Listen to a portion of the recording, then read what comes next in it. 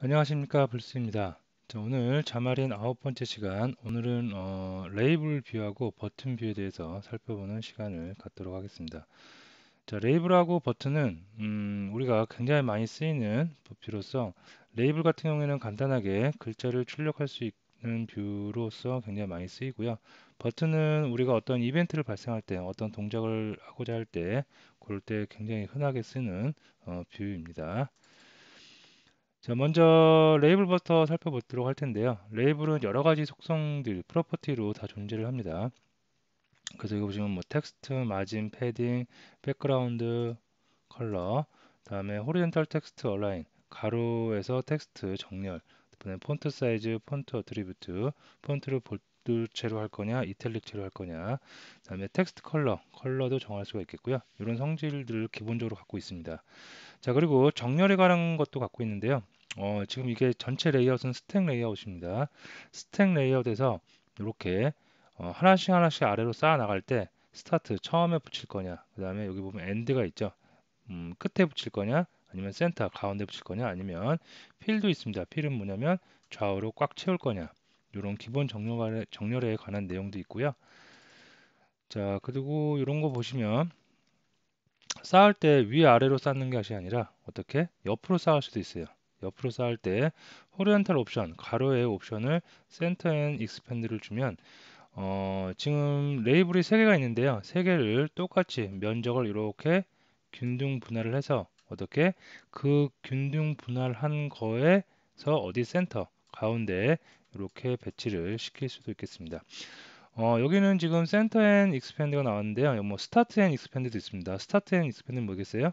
똑같이 균등 분할을 해서 어디 레이블이 이렇게 센터가 아니라 이렇게 스타트 처음에 위치를 할 수가 있겠죠. 그래서 and expand가 뒤에 붙으면 어떻게 균등 분할을 한다. 하나만 있을 때는 뭐 레이블이 만약에 하나만 있어요. 그러면 별 의미가 없겠죠.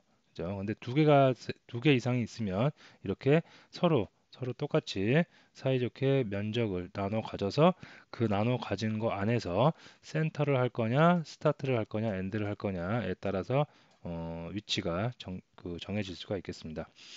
자, 요거 센터 앤 익스펜드, 버티컬이죠. 여기 위아래로 쌓을 때 센터 앤 익스펜드 똑같습니다. 방금 했던 거와 똑같이 위아래를 똑같이 균등 분할합니다. 면적을 균등 분할해서 그 분할된 면적에서 어디 센터죠. 센터니까 가운데 이렇게 위치를 할 수가 있겠습니다. 그리고 이렇게 그 자물 파일만 가지고 레이블을 만들 수도 있는데 CS 파일만 갖고도 충분히 만들 수가 있습니다. 제가 지난 시간에 말씀 몇 번 드렸는데요. 다 클래스라고 그랬죠. 그리고 클래스에 해당되는 뭐예요? 다 프로퍼티죠. 그렇기 때문에 여기 보시면 스택 레이아웃이라는 클래스를 먼저 만들어 놓고요. 그 다음에 스택 레이아웃의 오리엔테이션 다 이렇게 정의할 수 있고, 다음에 레이블을 만든 다음에 레이블을 만들 때 프로퍼티를 그 초기화 동시에 할 수가 있겠죠. 그래서 텍스트, 마진, 패딩, 백그라운드, 호리존탈, 뭐 폰트 사이즈, 폰트 어트리뷰트, 텍스트 컬러 등등을 다 여기서 한 다음에 뷰죠. 뷰니까 뷰 그룹에 애드 시켜야 되겠죠. 그래서 어떻게 텍스트 스택 레이아웃 칠드런 애드 메소드 이용해서 이렇게 추가할 수 있겠고요. 이것은 어디에다 또 추가를 해야 돼요? 컨텐츠에 넣으면 되겠죠. 자, 제가 간략하게 말씀을 드렸는데 실제로 한번 프로젝트를 생성을 해서 코드를 코드를 실행하면서 음, 한번 살펴보도록 하겠습니다. 자, 자마린 폼즈라고 검색하는 게 더 빠를까요? 음, 자, 프로젝트를 한번 생성을 해보겠고요. 네, 요거를 생성하면 되겠죠. 자, 위치는 우리 항상 하던데 자마린의 프로젝트 이곳에다가 하고요. 이름은 9번째 시간이니까 09 프로젝트 0001로 해주도록 하겠습니다. 자, 블랭크 선택을 하겠고요. 다음에 윈도우까지, 안드로이드, iOS, 윈도우까지 해주도록 하겠습니다. 프로젝트가 생성이 되고 있고요. 됐습니다. 자, 먼저 컨텐츠 페이지를 하나 만들 텐데요. 가장 쉬운 거, 기본적인 거, 이런 거 딱 하나의 뷰만 올려갖고 속성을 한번 살펴보는 예제를 진행을 해보도록 하겠습니다.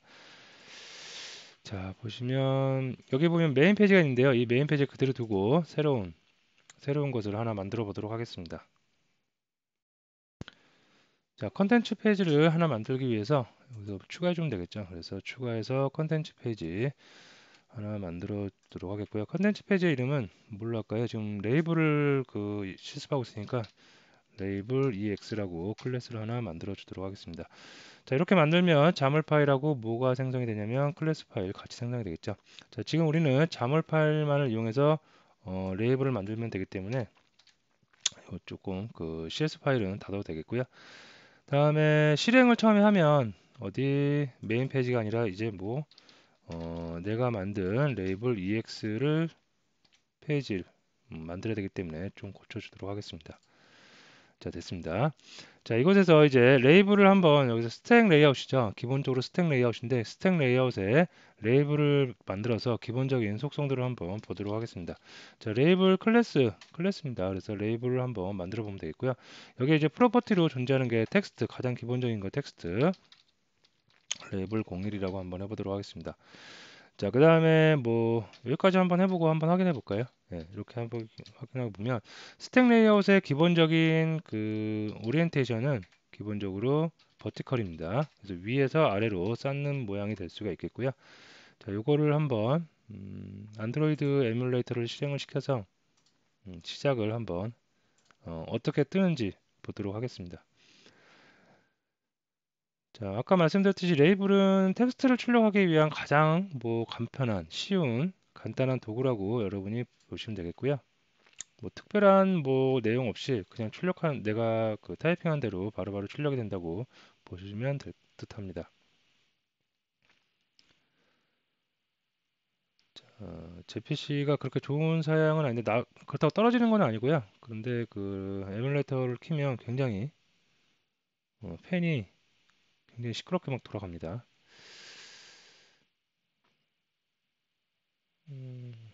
네, 이제 다 뜬 것 같고요. 네, 됐죠. 그래서 레이블 이렇게 하나 뜹니다. 자, 여기서 우리가 색상을 한번 구분하기 위해서 스택 레이아웃의 색상과 그 다음에 레이블의 색상도 한번 줘보도록 할게요. 스택 레이아웃에는 백그라운드 컬러라는 이런 프로퍼티가 있겠고요. 여기 16진수로 우리가 어떤 색깔을 넣어주면 되겠습니다. 그래서 저는 그레이를 16진수 RGB 컬러로 이렇게 넣어주도록 하겠고요.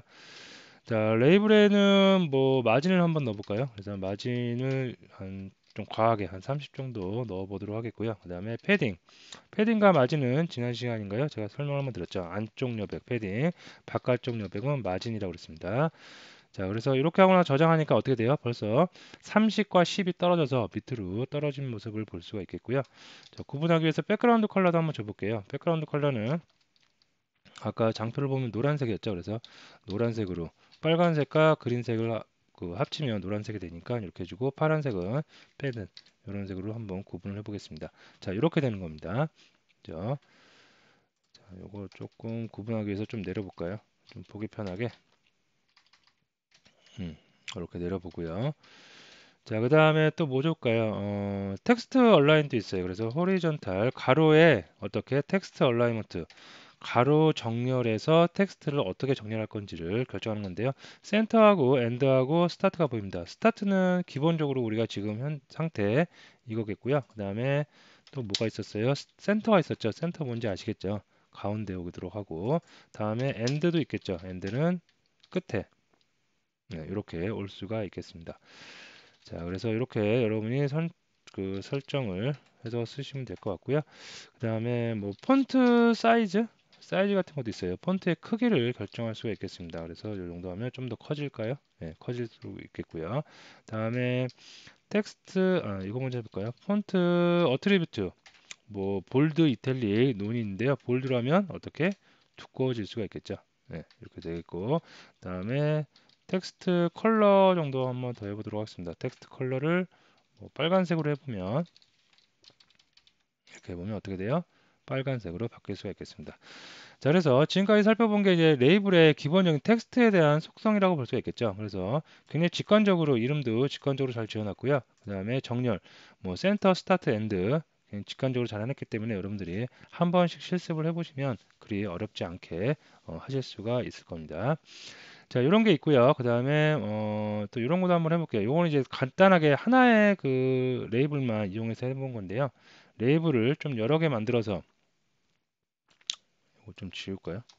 좀 지우고 레이블 네, 이렇게 되고 텍스트에서 레이블 괜히 지웠네요. 하고 패딩을 한 10 정도만 줘보도록 하겠습니다. 그 다음에 백그라운드 컬러 노란색으로 해주겠고요. 그 다음에 호리전탈 옵션을 한번 그 이용을 해보겠는데 호리전탈 옵션은 이 라벨이 레이블이 저는 라벨이라고 자꾸 이렇게 해가지고 좀 촌스럽지만 예. 자, 이렇게 되면 이게 이렇게 기본이 그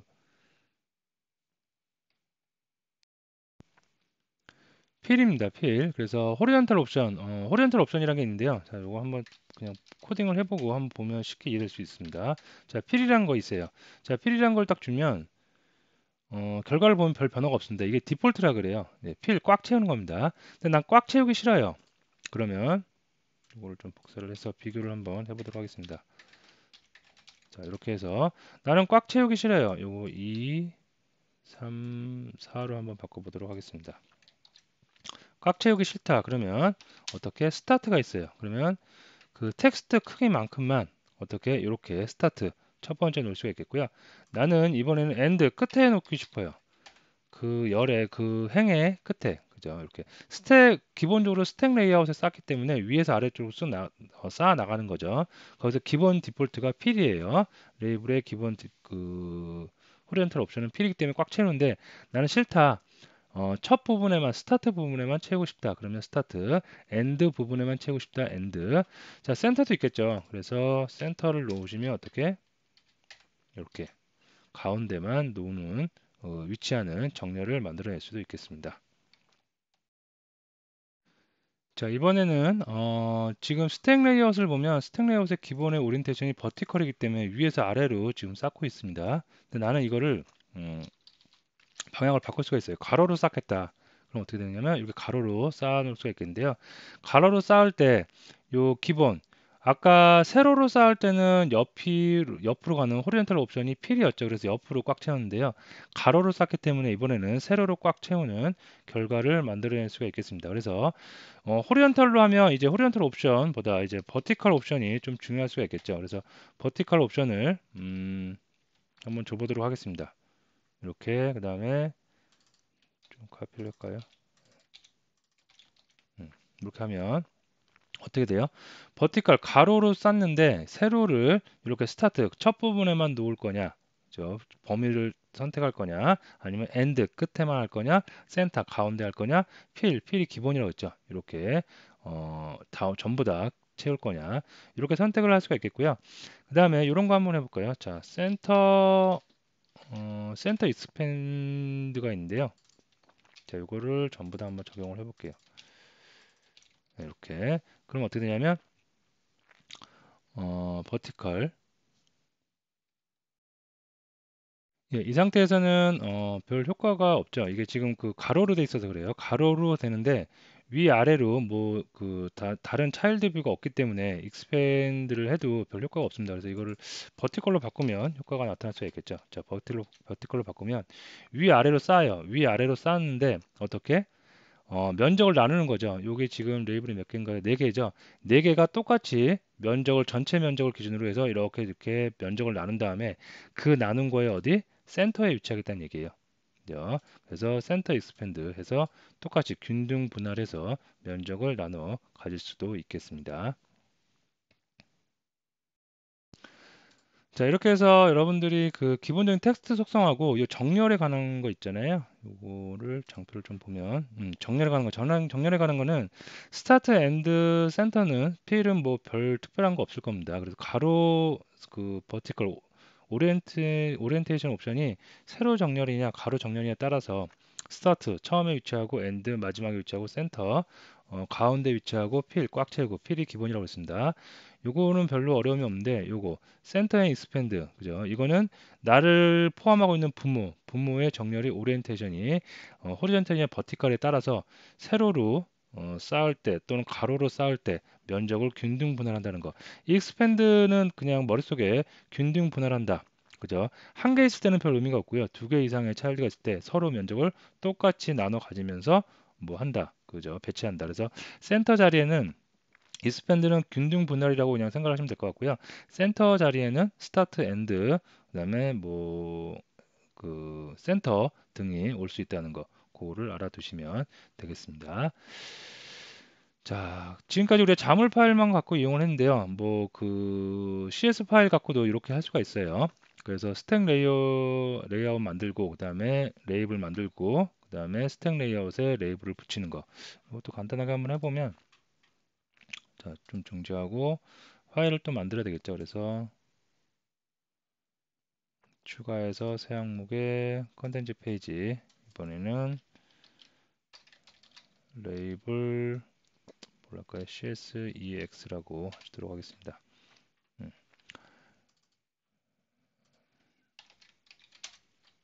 바꿔주겠고요. 아이고,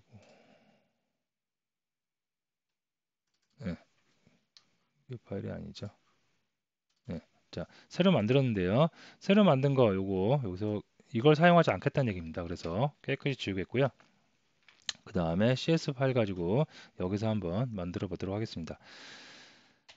자, 이니셜라이즈 컴포넌트는 뭐 여기 없으니까 아무것도 없으니까 뭐 없어도 되고 그냥 놔둬도 되고 별 그 의미는 없겠습니다.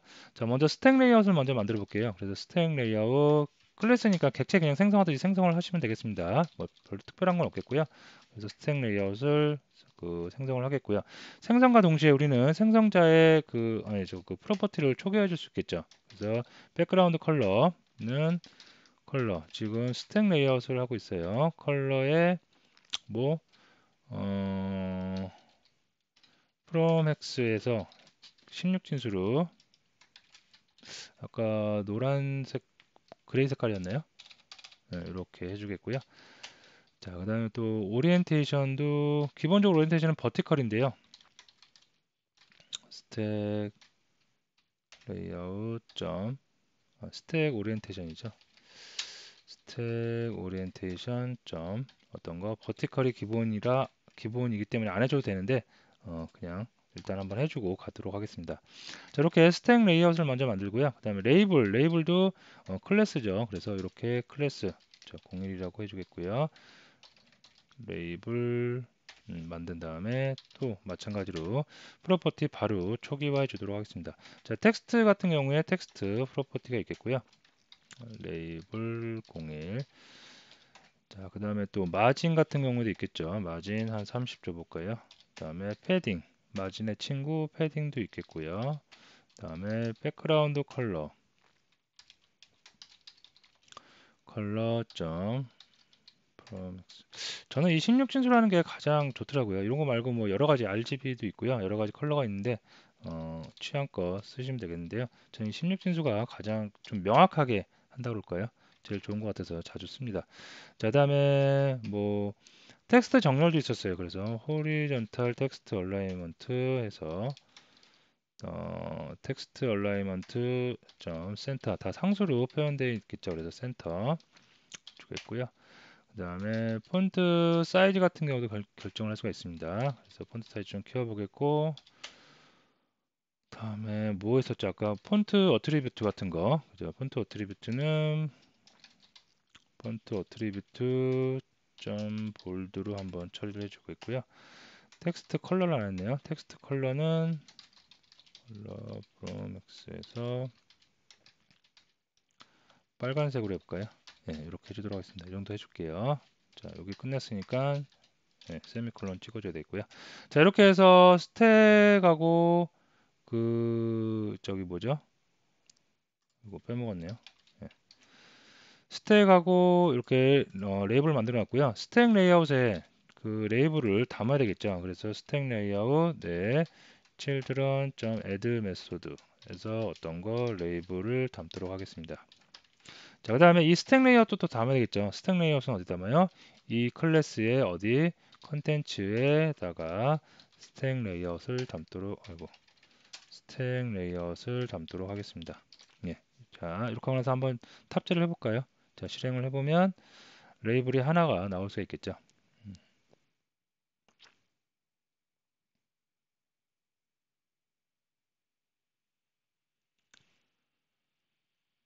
예, 자, 이렇게 나올 수가 있겠습니다. 그래서 그 자물 파일을 이용하지 않고 여러분들이 이렇게 할 수가 있겠고요.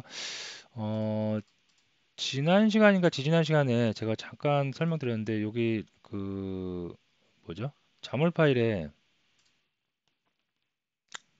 이따가 버튼 할 때 다시 얘기를 드릴까요? 예를 들어서 레이블을 갖다가 자물 파일에서 그 참조를 해야 된다. 그럴 때는 이 레이블에 뭔가 그 참조할 수 있는 부를 수 있는 그 이름이 있어야겠죠. 그래서 이름은 땡 네임 같은 속성을 아이고 네임 같은 속성을 이용해서 이름을 정해주면 어디 CS 파일에서 우리가 이 네임을 가지고 바로 접근할 수 있다고 그랬죠. 그런 것까지 참고적으로 알아두시면 되겠습니다.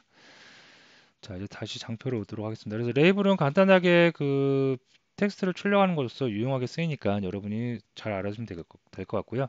뭐 텍스트라든가 이런 기본 속성은 별 어려움이 없는데 이 호리존탈 옵션 가지고 이제 정리를 하는 것만 여러분이 조금 유심히 봐주시면 되겠습니다. 다음에 CS 파일에서 생성하는 방법. 클래스 생성하는 거 똑같다고 보시면 돼요. 그리고 자문의 모든 그 클래스 안에 들어있는 뷰나 뷰 그룹 안에 들어있는 속성들은 다 프로퍼티이기 때문에 프로퍼티 여러분들이 그냥 손쉽게 그냥 직관적으로 바로바로 사용을 하실 수가 있겠습니다. 이런 게 장점이라고 볼 수가 있겠죠. C샵에.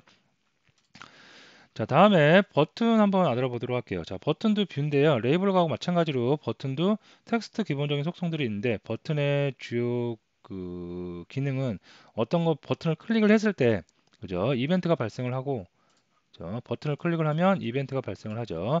이 버튼으로부터 이벤트가 발생을 하고 그럼으로써 우리 리스너라고 하는 핸들러라고 하는 어떠한 함수가 호출돼 가지고 그 함수가 특정한 동작을 할 수가 있어야 되겠죠. 그래서 버튼의 기능은 요 기능이 핵심이라고 볼 수가 있겠습니다. 그러면 버튼을 어떻게 UI를 만드는지 그리고 그 버튼에 이벤트를 어떻게 달고 핸들러는 어떻게 달 수 있는지 등을 한번 보도록 할게요. 자, 여기서 좀 닫겠고요. 자, 버튼 같은 경우에도 페이지를 하나 만들어 볼게요. 그래서 어디 갔나 추가해서 새 항목에서 컨텐츠 페이지 한 다음에요. 뭐라고 할까요? 버튼이니까 그냥 버튼 TONEX라고 해서 컨텐츠 페이지를 하나 만들어 주도록 하겠습니다. 자, 그리고 여기 좀 수정이 되겠죠? 요거를 버튼 EX를 실행해라. 네, 됐고요. 자, 그래서 이제 버튼을 만드는데 마찬가지로 스택 레이아웃에다 한번 버튼을 그대로 한번 만들어 보도록 하겠습니다. 위에서 아래로 쌓는 거기다 버튼을 만드는데요. 자, 버튼 클래스입니다. 그래서 버튼 이렇게 만드시면 되겠고요. 그 다음에 텍스트에서 텍스트는 BUTTON 01로 해주도록 하겠습니다. 그 다음에 이렇게만 하면 버튼이 하나 만들어져요. 그래서 이거를 몇 개, 한 2개 정도 한번 만들어 보도록 하겠습니다. 3개? 네. 저 탑재를 한번 시켜보도록 할게요. 그럼 버튼이 위에서 스택 레이아웃이니까 위에서 아래로 쌓아 나가면서 몇 개? 3개가 만들어질 수가 있겠습니다. 되겠죠. 그리고 클릭을 하면 클릭이 돼요. 실제로. 터치가 되는 거죠. 자, 자, 요거 조금 색상, 자, 백그라운드 프로퍼티를 이용해서 색상을 조금 구분을 한번 지어보도록 하겠습니다. 자, 빨간색으로 해주겠고요. 백그라운드 컬러 이거는 파란색으로 할까요? 이렇게 해주겠고 색깔 구분이 됐고요. 너무 좀 이렇게 뭐죠? 맞닥뜨렸다고 해야 되나요? 너무 그러니까 스택 레이아웃에서 패딩을 좀 줘보도록 할게요. 그래서 안쪽 패딩을 한 20 정도 줘보도록 하겠습니다. 조금 여유가 생기겠죠. 자, 이렇게 줘보고 여기 중요한 거 버튼을 이렇게 쉽게 만들 수가 있는데 버튼을 갖다가 우리가 누르면 뭔가 이벤트가 발생을 해야 돼요. 그래서 버튼의 프로퍼티 중에 어떤 거 클릭이라는 프로퍼티가 있어요. 클릭을 하면 클릭을 하면 자동적으로 자동 완성이 되고요. 여기 보면 새 이벤트 처리기 이게 바로 뭐 핸들러겠죠.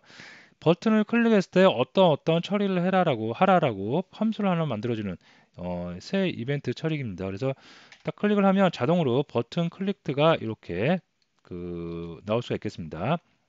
자, 버튼 클릭도 나왔는데 뭔가 이렇게 찌글찌글하게 뭔가 에러가 났다는 거죠. 자, 이건 뭐냐면 버튼 자물 파일을 만들고 나서 버튼 핸들러를 만든 거예요. 함수입니다. 함수. 이 함수가 어디 CS 파일에 존재를 해요. 그래서 CS 파일에 보면 내가 만들지 않았어도, 자, 이걸 좀 치울게요. 자물 파일에서 핸들러를 이렇게 자동으로 생성함과 동시에 버튼 클릭 생성과 동시에 어디 이렇게 자물 파일에 저기 CS 파일에 자동으로 함수 하나가 이렇게 만들어집니다. 이게 바로 뭐예요? 핸들러겠죠. 자, 핸들러인데 왜 빨간 줄이 가느냐? 핸들러가 추가가 되고 아직 이 파일이 저장이 안 됐기 때문에 그런 건데요. 여기서 컨트롤 S에서 한번 눌러주시면 저장이 되고 이제 얘가 얘를 찾아갈 수 있기 때문에 정상적으로 실행이 될 수가 있겠습니다. 자, 그래서 이거 보시면 핸들러가 만들어졌고요. 이 함수가 이제 자동적으로 만들어졌는데 이제 프라이빗입니다. 그리고 버튼 클릭도 나온다는데 여기 보면 파라미터가 두 개가 있어요. 파라미터인데 오브젝트 했고 샌더 뭔가 보낸다는 녀석이고요. 이벤트 아규멘트 해갖고 이벤트 이루는데 요 파라미터의 의미는 프로그램을 해보신 분들은 이제 알 수 있을 거예요. 모든 객체 지향 프로그램에서 프로그램 이벤트 전달은 거의 대부분 이런 식이죠. 이벤트를 발생시킨 녀석이 누구냐? 지금 버튼 1번 얘를 클릭했기 때문에 얘가 바로 이 객체로 들어오겠고요. 그 다음에 이벤트가 발생할 때는 여러 가지 정보들이 존재할 수가 있겠죠. 그래서 이벤트 아규멘트라는 객체를 이용해서 여기에 정보가 들어옵니다. 그래서 간단하게 여기서 이벤트 들어오는 거 뭐 한번 출력을 해보면 자, 그냥 간단하게 디버그 한번 해볼까요? 디버그 점 라이트 예, 라이트 라인 해가지고 뭐 간단하게 그냥 디버그 버튼 1 출력됐다고 할까요? 예, 버튼 1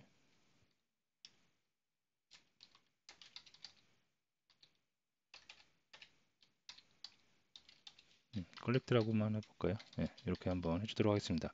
그래서 이 디버그가 출력되는지 한번 보도록 할게요. 좀 중지시키겠고요. 다시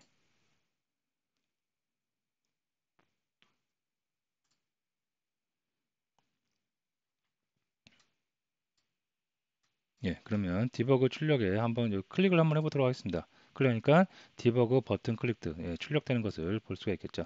그래서 이렇게 버튼을 만들고 버튼에 필요한 핸들러 자동으로 생성되는 이거를 이용을 해서 우리가 만들 수가 있겠고요. 해본 김에 알라창 한번 띄워볼까요? 자, 디스플레이 알럿이라고 기능이 있습니다. 이거는 이제 알럿창 노티 창이 뜨는 건데요. 자, 여기는 세 가지 매개 변수가 들어가요. 첫 번째 노티 창에 알럿 창의 타이틀입니다. 그래서 배턴 01이라고 짓겠고요. 그다음에 여기는 메시지가 들어갑니다. 그래서 메시지는 요 내용을 한번 넣어 보도록 하겠고요. 아이고. 그다음에 알럿 창을 닫아야 되기 때문에 닫는 버튼에 또 이름을 지어줄 수가 있겠습니다. 자, 이렇게 해볼게요. 창 닫고 다시 한번 실행을 해보도록 하겠습니다.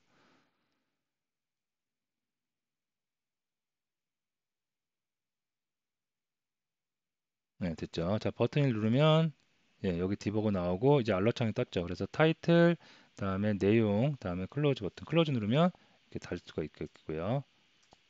됐습니다. 자, 이렇게 할 수 있겠고요. 자, 그 다음에 다시 조금 중지시키고요.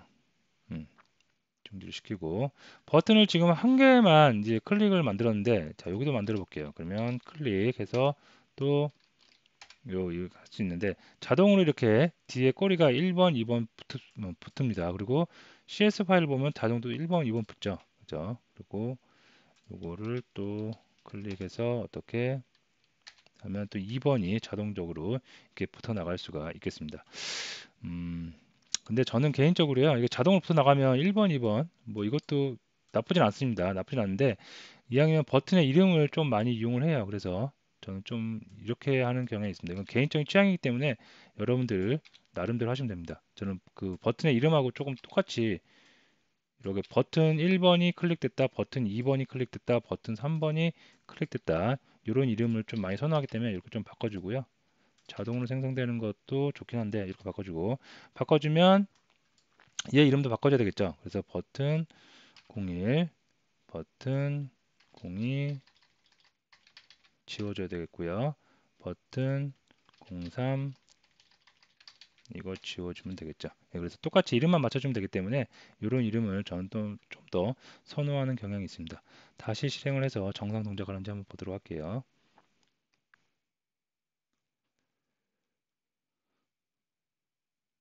아, 여기 코딩을 안 했군요. 예, 여기 정상 시작을 하고요. 자, 중지시키고 그대로 긁어서 오도록 하겠습니다. 그래서 2번, 2번, 3번이겠죠. 네, 됐습니다. 자, 다시 탑재를 시켜서 버튼 1번, 2번, 3번 클릭했을 때 다 오는지 한번 보도록 하겠습니다. 자, 1번 클릭하니까 1번 됐고요. 예, 로고도 찍혔고요. 다음에 2번 예, 됐고 3번 클릭하면 3번 예, 각각의 그 정확하게 함수가 호출된 것을 볼 수가 있겠습니다. 자, 다음에 여기서 이제 한 가지 더 해보는데 이게 이제 이 내용이 가장 기본적인 거고요. 버튼을 우리가 그 프로젝트를 하다 보면 좀 중지시키고 있고요. 그 버튼을 만들 일이 굉장히 많아요. 어떤 정보를 그 화면에 뭐 서버나 그런 서버 쪽에 있는 정보를 네트워크를 통해서 뿌려주는 것도 많이 하지만 실제로 어떠한 액션을 사용자한테 어떠한 그 액션을 받기 위해서 버튼을 굉장히 많이 만드는데요. 버튼을 많이 만들다 보면 버튼 만드는 개수만큼 뭐가 생성돼요? 이 핸들러라는 함수가 굉장히 많이 생성되겠죠. 그래서 핸들러를 이렇게 쓰면은 뭐 쓰는 건 좋아요. 좋은데 어제 따지고 보면 거의 비슷한 형태죠. 그죠? 그래서 우리는 조금 더 개발자들은 중복된 코드를 줄여 나가는 게 좋겠죠. 그래서 이걸 하나의 뭐랄까요? 하나의 함수로 한번 모아 보도록 하겠습니다. 그래서 이걸 좀 주석 처리를 제가 좀 해보겠고요. 네, 해보겠고 동작은 똑같은데 동작이 똑같을 때 각 버튼에 따라서 세부적인 내용만 조금 달라지면 되기 때문에 이렇게 한번 해볼게요. 자, 프라이빗 보이드 해갖고 제가 함수를 하나 만들도록 하겠습니다. GLICKED onClicked 뭐 btn 이렇게 함수를 하나 만들어 주겠고요. 그 다음에 이 안에 들어오는 거 이런 걸 그대로 파라미터 그대로 좀 가져오 보도록 할게요. 자, 이렇게 만들겠고요. 자, 함수를 하나 이렇게 만듭니다. 자, 만들어서 버튼을 클릭을 하면 이제 다 일로 들어오는 거예요. 버튼 3개다. 그죠? 이게 각각의 리스너를 만들지 않고요. 핸들러를 만들어 주지 않고 모든 버튼을 클릭을 하면 다 일로 와라.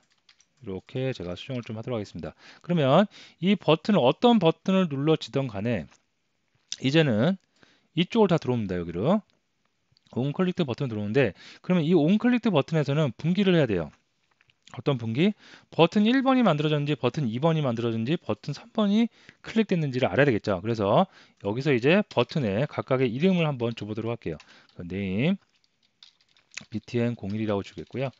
그 다음에 여기다가 각각 2번, 3번이라고 주도록 하겠습니다. 그러면 버튼을 클릭했을 때 여기 파라미터로 들어온 샌더가 뭐예요? 클릭이 된 그 터치가 된 버튼이라고 그랬죠. 그래서 이 샌더 안에 있는 정보를 조금 우리가 뒤져보면 이 아이디가 있을 것 같아요. 그죠? 그래서 저 아이디를 한번 이용해 보도록 하겠습니다. 자, 아이디가 어떤 타입인지 일단은 모르니까 C샵에는 굉장히 좋은 기능이 생겼죠. 그래서 발을 가지고 변수를 만들면 그 자료형을 데이터 타입을 알아서 자기가 유추해서 만들어주는 기능이 있죠. 그래서 btn id라고 한번 제가 변수를 하나 만들어 주겠고요. 그 다음에 이 샌더의 아이디를 구하는데 이 샌더는 타입이 오브젝트 타입이죠. 그래서 이거를 뭘로 캐스팅해야 돼요? 우리는 지금 버튼이니까 버튼으로 캐스팅해 주겠고요.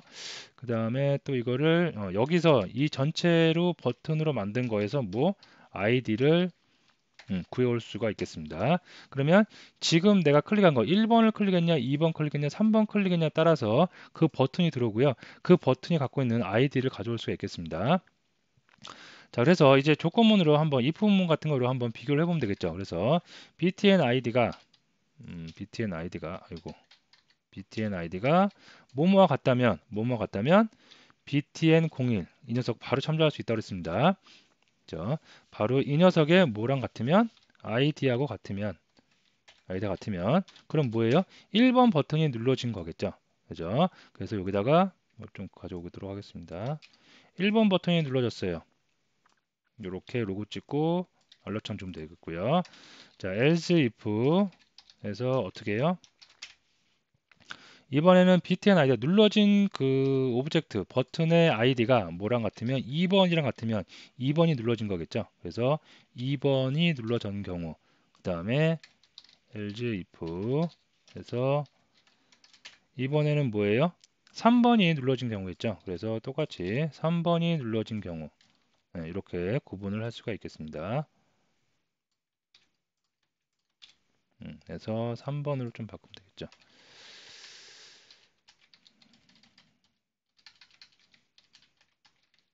됐습니다. 이렇게. 자, 그러면 어때요? 좀 깔끔하죠? 그죠? 그래서 일반적으로 이렇게 좀 많이 쓰이고요. 함수 하나를 만들어서 다 일로 보내는 거예요. 그러면 자물 파일을 이용을 할 때도 뭐 별로 신경 쓸 게 없겠죠. 무조건 이쪽으로 보내면 됩니다. 온클릭트 버튼으로. 그래서 한쪽으로 다 통일시킬 수 있고 그 통일시킨 것을 어디 CS 파일에서만 어떻게 아이디를 가지고 비교를 하면 돼요. 그래서 분기를 태우면 코드가 훨씬 더 가독성도 좋고 깔끔하게 바뀔 수가 있겠습니다. 자, 그러면 한번 실행을 해보도록 할게요. 실행을 하면 클릭하면 1번, 그 다음에 2번, 이거 안 바꿨나요? 안 바꿨네요, 이거를. 이거는 여러분들이 타이틀을 제가 안 바꿨는데요. 예, 이거는 여러분들이 바꿔볼까요? 2번, 3번 이렇게 바꾸면 되겠죠. 바꿔줘야겠고요. 뭐 그럴 일은 거의 없는데, 저도 그럴 일을 한 번도 겪어보지 못했어요. 모바일 프로그램을 하면서 이 버튼의 아이디를 직접 뭐 이게 비교만 해봤지 한번 그 아이디 값을 보고자 하는 경우는 한 번도 못 봤는데요. 만약에 내가 아이디 값을 보고 싶다 그러면 어떻게 하면 돼요? btn id 아이고 btn id에 뭐를 가져오면 돼요? toString에서 그 문자를 가져오면 되겠죠. 그래서 이것도 한번 해보면 특수문자 조사 계행을 해서 한번 출력을 해보도록 하겠습니다. 또 한번 이렇게 그래서 아이디가 어떻게 되는지 아이디는 뭐 굉장히 복잡해요. 유니크한 그 값이어야 되겠죠. 그래서 유니크한 값이고요. 유니크한 값이다 보니까 굉장히 복잡하게 되어 있는 값으로 이루어져 있습니다. 이렇게 하면 뭐 E, B에 이렇게 되어 있죠. 그래서 어떤 버튼도 똑같은 그 아이디가 존재하면 안 되겠습니다. 아이디는 내가 정하는 게 아니라 자동으로 자마린에서 부여를 해줄 수가 있겠습니다. 네, 됐습니다. 자, 이렇게 해서 어떻게 해요? 이렇게 자물 파일에서 만든 거, 그 다음에 xname을 이용해서 바로 참조를 해서 우리가 id 값을 비교함으로써 그 핸들러를 단순화시킬 수 있다는 것까지 알아두시면 되겠습니다. 자, 다시 장표로 오겠고요. 이렇게. 자, 그리고 시간이 좀 많이 지났는데 시간을 내서 요 그 UI 있죠. 요 UI 위에서 우리가 레이블 했던 것처럼 요거 다 필요 없고 어디? 여기서 저 CS 파일에서 버튼을 생성을 해서 스택에 붙일 수도 있겠죠. 그래서 순수 CS 파일만 갖고 하는 것도 여러분이 직접 한번 해보시기 바랍니다. 자, 오늘 레이블하고 버튼에 대해서 알아봤는데요. 레이블 약방의 감철식으로 굉장히 뭐 이게 위대한 기능이다 이런 건 아닌데 약방의 감철식으로 우리가 굉장히 많이 쓸 수 있으니까 알아두시면 좋겠고요. 버튼 이거는 굉장히 많이 쓰이죠. 그래서 버튼을 만드는 거, UI를 만드는 건 별 문제가 아닙니다. 네, 거기서 중요한 거는 이벤트 어떻게 발생시키는지, 다음에 핸들러를 어떻게 우리가 구성할 수 있는지 그런 것들을 여러분이 잘 알아두시면 되겠습니다. 자, 오늘 강의 여기서 마치도록 하겠습니다.